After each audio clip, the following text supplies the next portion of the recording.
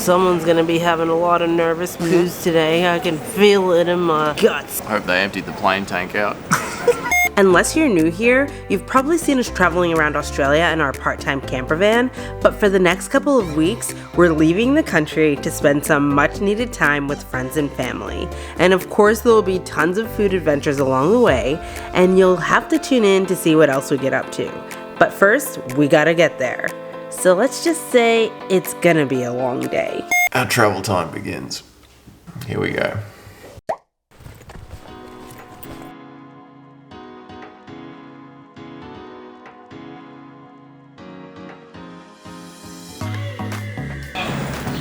We made it. It has been 4 years since we've traveled internationally, and we all know the world's changed a lot since then, so we're feeling a little apprehensive. But I am still really excited to see my friends and family. This is how you can tell she got up early. She put her pants on backwards, the tag's hanging out.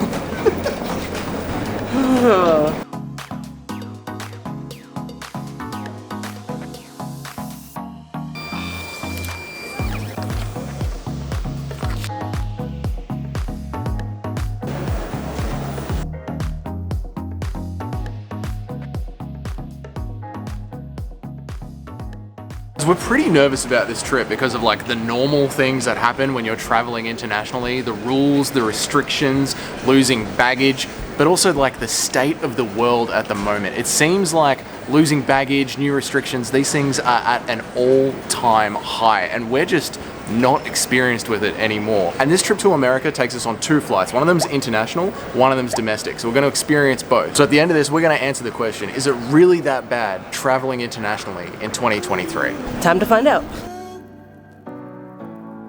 This is where the real fun begins. We're in security line. I feel like they've added 4 more checkpoints before you even get to security these days. Oh my goodness.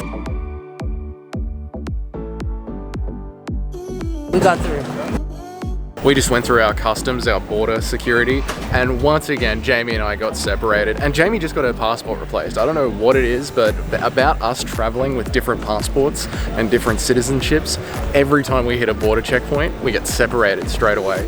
It's quite nerve-wracking, to be honest. It's okay when we're in Australia because we both live here, our SIM cards are here, but when we land internationally and we don't have internet and we get separated straight away, its stress starts straight up.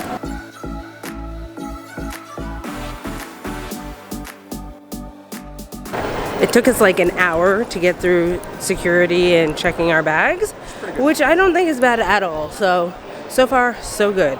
But I feel like I'm in a shopping center. What is happening? What is this?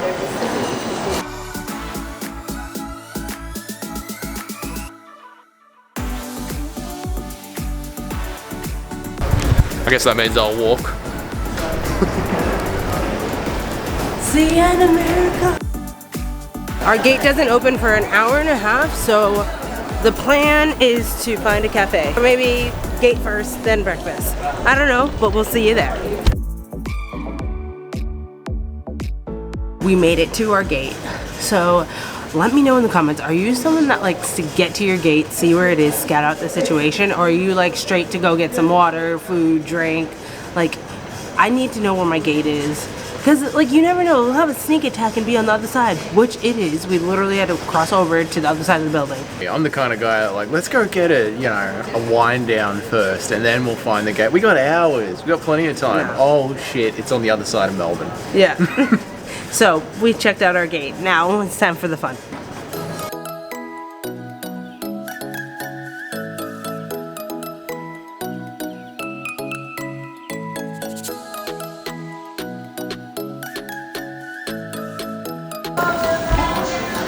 Just because it's Sunday doesn't mean we're missing the UFC. Come on, guys. Come on.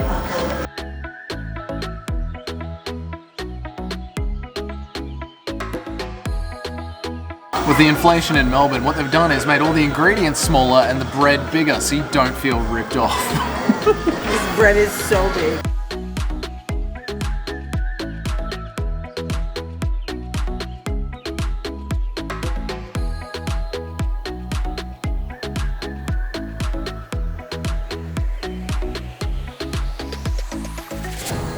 It's nearly been 5 hours and it's time to board this plane.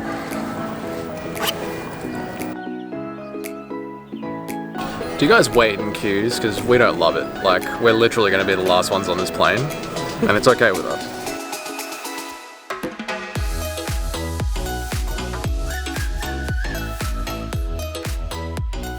We're in the middle of the middle. I like it. It's good. Easy access to the toilet.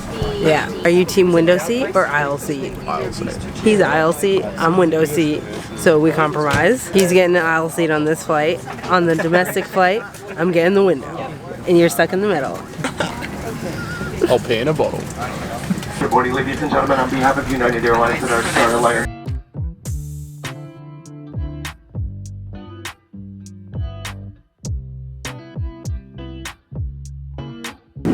They ran out of chicken real quick.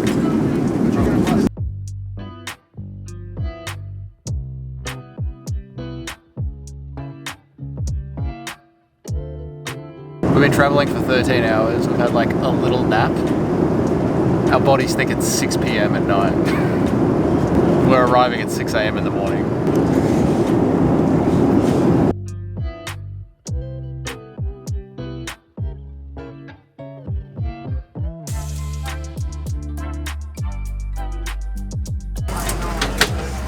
We finally landed in LA. I am bloody tired. I didn't sleep much on that flight.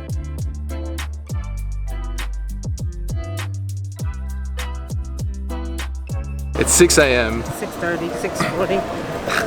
My dad keeps messaging me. My parents don't know we're coming today. They think we're coming tomorrow. And my dad's messaging me because he's trying to get my brother to pick us up. I'm like, oh no, we don't need a ride. We want to take an Uber. So it's 6:40 a.m. We have our connecting flight, and this is the part where we get separated because we go through different immigration lines. Our plane starts boarding in an hour and 11 minutes. If anyone wants to sponsor me to be a US citizen just to make this snappier when we come and visit her family, let me know. Let me know down in the comments. No. We are at the gate for flight number 2 and we are exhausted. But I will say the security process and to get to this gate was way easier than last time. The immigration line for me was really short and the security was nice and quick. And we were able to keep the secret from my dad. So he called me a bunch of times, but I was able to tell him we're on our way to the airport to leave Australia. So he doesn't know we're in the country right now. One more 5-hour stint to go. I'm so tired. I'm hungry for like a real meal. Yeah. We have so many snacks. Yeah. And we ate on the plane, but like I just want like a real meal. Yeah. Oh. I could use a feed. I could use a feed, a sleep, a coffee, and a beer. I don't know what I need right now. One more to go.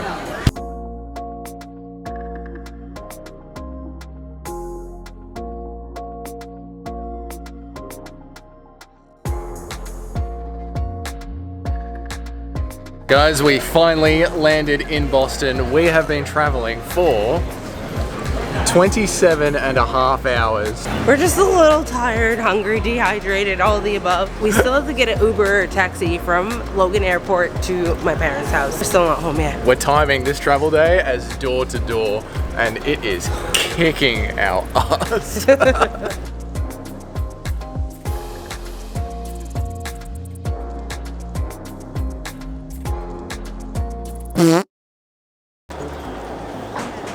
Those excited feels when you see your bag coming towards you.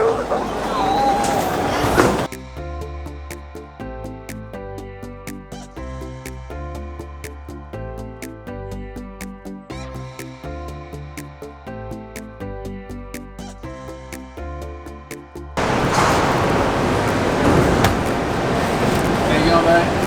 Hello.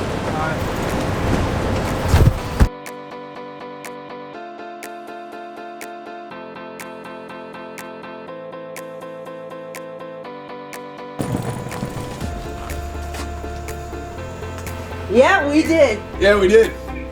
God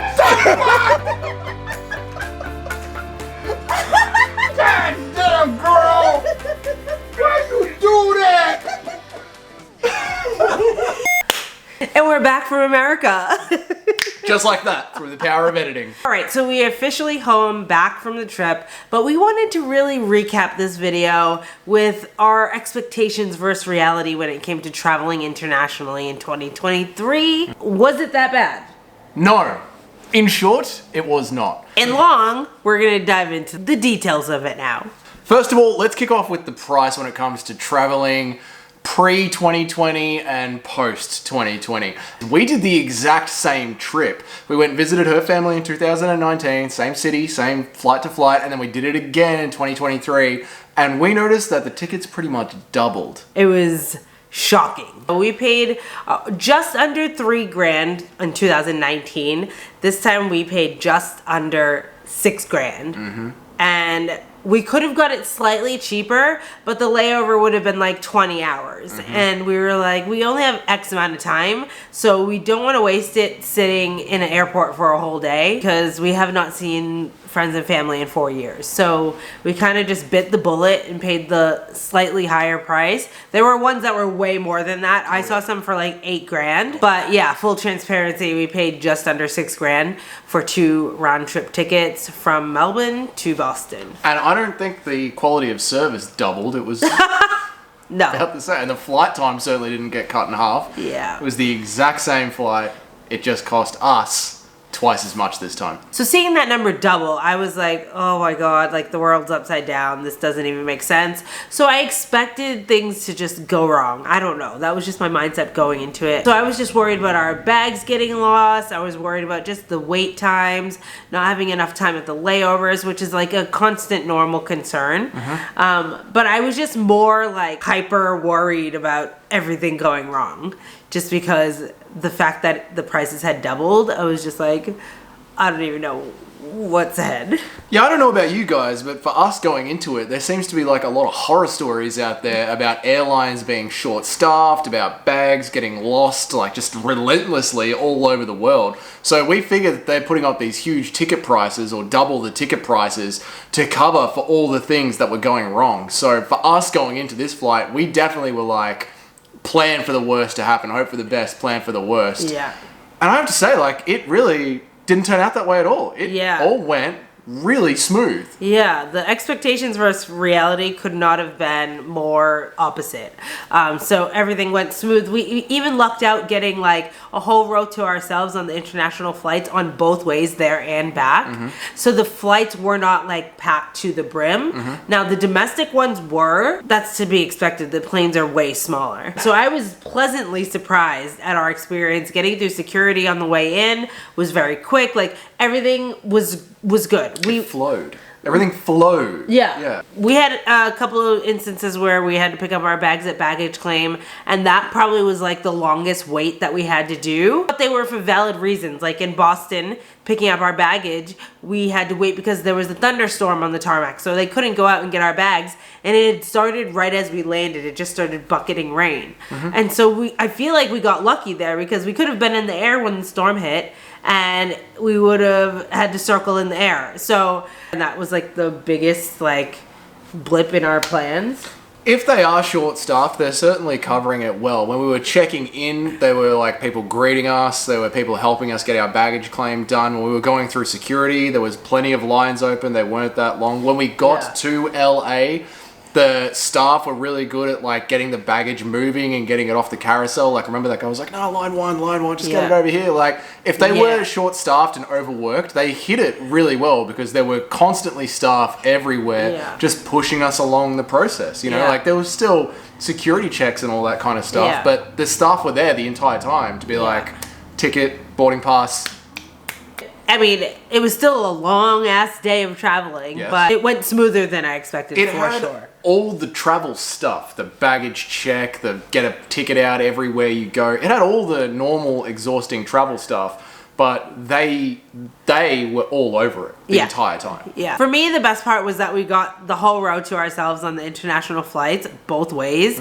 I felt so lucky. We were able to just sprawl out. I could get out whenever I wanted. He could get out whenever he wanted. And I made sure we were seated perfect, like, eye distance from the bathrooms so they could see when they're available and get up very easily, but not too close that you're hearing the door slam the whole time. So, I don't know. I felt like our seats on the planes were pretty good. Even though they've been trying to cut costs and the price of travel has gotten expensive, they haven't gotten rid of the free alcohol on flights. Yeah. Which is great. Yeah. And free Tim Tams. I mean, it's not really free when we're paying $6,000. No, you can we drink a lot definitely paid for the alcohol and Tim Tams and that $6,000.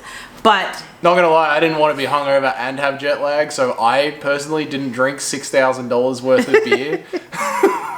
I did. No. There was not a lot of turbulence. We got really lucky with that. Like there was like one moment where it was like, but like nothing like crazy. I'm scared of heights, okay? So the fact that I'm up in the sky in this metal can, I don't want it bumping around, okay? I don't want it make someone else do it. LAX really got their stuff together when it comes to international travelers having to catch connecting domestic flights. That was way smoother than last time. Yeah. So another like best part, good part, just LAX in general, they've really started to streamline things. Even if it takes like 3 days to get to the other side of the terminal, it literally, we were walking for days. So many corridors.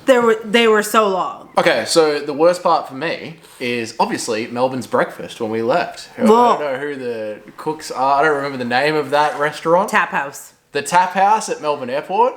We wanted something that was close to our gate, so we went there thinking like eggs on toast. How bad could it be? It was so bad. It was so bad. I don't know if the chef had a big night the night before, but everything just tasted like oil, and everything just tasted like the hot plate. Like the bacon tasted like the metal heart. The bacon was raw. Yeah. Look, just the worst part for me is I get a lot of bad ear pain when I'm flying. It doesn't happen all the time. It's very inconsistent. It's usually when the plane's landing, the last 20 minutes when we're descending. It's just like the more we descend, the more pain I'm in. It's one of the most excruciating things I've ever experienced. And poor Doug has to just sit there while I'm just like gripping on for dear life. And I like basically pass out. My body just goes to sleep to like get through the pain. So I'll just be sitting there and then I'll just be like, but before the sleep happens, it's just pain, and it just feels like someone is expanding a balloon in my brain cavity, and it's just so painful. So yeah, I don't know if anyone else has that weird pain when you're descending on a plane. Like a lot of people are like, yeah, my ear pops and it's like painful. I'm like, no, this is different. This is like, how would you explain it? Like, so you have to witness me going through it. I don't know how to explain it to people. It looks like the inside of your head is being inflated and the pressure will not release. Yeah. And it's just like a ringing pain behind your eardrums that wants to burst, but it won't. And the pressure just gets more and more and more until you pass out. I was giggling a little bit just then while you were explaining your pain, purely because... Can you edit out the part where I said the food was bad? Because if I'm like, oh, the food was bad, and you're like, I'm in so much pain, I nearly passed out. It's not a fair comparison. I look like a moron. The food was bad at the airport, and I'm like, my brain exploded. My brain gets so painful, I literally pass out. Like, no one cares, Doug, about your bad breakfast. I don't know if anyone else has really bad ear pain when they're flying, but if you have any tips, I wear these earplanes, they're called. They're earbuds that you wear, and it's supposed to help alleviate some of the pressure shifting. And I feel like they help sometimes, but they don't help all the time. And as someone who wants to spend my life traveling more, it's an issue I'm trying to get over. So any tips are more than welcome. So has travel changed that much since 2020 to 2023? Honestly, for us, we have not experienced much of a change besides the price. But that being said, we did not travel for 4 years since 2020. So I'm sure as soon as the world opened back up, things were absolutely horrid, and all those stories you hear. I think that was part of the reason why I was happy to kind of wait it out for a year or two. Yeah. Because I was like, I'll let them work out the fine tuning after 2020, and then I'll get back on a plane. We like bought the game a year after the release. Like all the bugs have been worked back out. They opened up international travel, but all that scanning and swabbing, and we didn't have to experience any of that. Yeah. And now you won't either in 2023, at least in the countries that we traveled to. One country. The country that we traveled to. That's our experience with traveling in 2023. Hopefully this was helpful for someone else out there. Hopefully it gave you a little bit of insight. Maybe you're just nosy and you wanted to know how it went. That's how it went. We survived. We're back in Australia. But we do have more USA content coming your way, so keep your eyes tuned because we had so much fun filming. Like we said, this trip was more about spending time with friends and family, but we did want to, bring you guys along on some of the fun. We didn't want to leave you out, so we did film a couple of videos that we're excited to share. If you've been traveling in 2023 and experienced something completely out of the blue that you wouldn't have experienced before 2020, leave it down in the comments. We want to do more traveling. We want to know, we want to be prepared. And if you guys have been enjoying these videos, maybe consider clicking subscribe so you can see that awesome US concert. Concert? Are you singing? With that, thank you so much for watching, and we'll see you in the next video. Bye!